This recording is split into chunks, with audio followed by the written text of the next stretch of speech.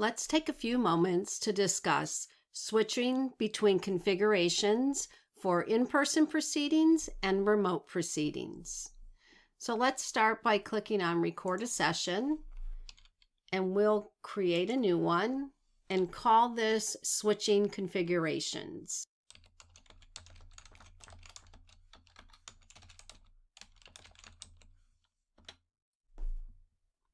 Now, of course, this is going to open our record session settings. And as you can see right now, my configuration is set to record for a remote proceeding. We know this because I have my Wasapi driver selected. I have my USB microphone with the mute button selected. And I have my loopback audio selected as my USB speaker. But I'm actually setting up for an in-person proceeding today.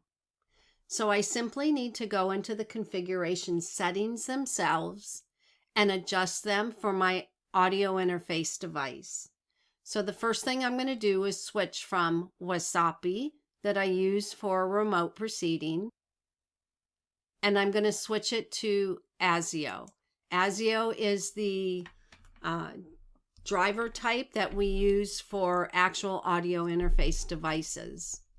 I'm going to select my JAVS Nimble ASIO driver as the appropriate capture device because for this example, I'm using a Nimble mixer. And I click OK. I no longer need a loopback driver because I'm in person and I'm setting out multiple microphones to capture a multi-channel recording. And although you see it still shows that my USB speaker is selected as the loopback driver, RS Pro will ignore that setting. In fact, it will not even allow me to select it again. So I know that my Nimble actually needs a driver sampling rate of 48,000. Most audio interface devices require 44,100, but not all. So know what sampling rate your device requires. I'll select my 48,000 and click OK. We never touch the recorded audio sampling rate. That's a constant and needs to stay at 16,000. My Nimble is a 6 mic input, so I could change this number to be 6, but I'm going to change it to 3 right now because I only have 3 mics plugged into it. And I click Confirm Settings and Continue. And you'll see I'm speaking right now. I have my 3 mics plugged in, and all 3 mics are capturing my audio.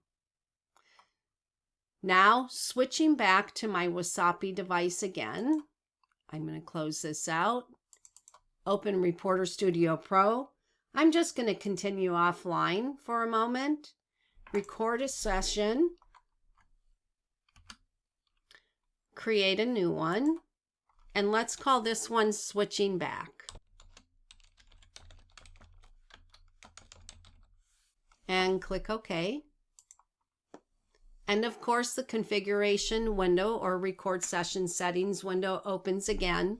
And now I'm going to switch it back to my settings for a remote proceeding. So driver type goes back to Wasapi. It's going to ask me to select my microphone again. And in my setup, I have a Yeti. So I'll select that and continue. And now here's where that loopback driver comes back into effect again. And just in case I've unplugged it, plugged it into a different port, I'm going to go ahead and select it again. Just because Windows isn't always consistent. So I'm going to select my speakers, USB audio device, and click OK. My sampling rate is going to stay at 48,000. There's no need for me to change that.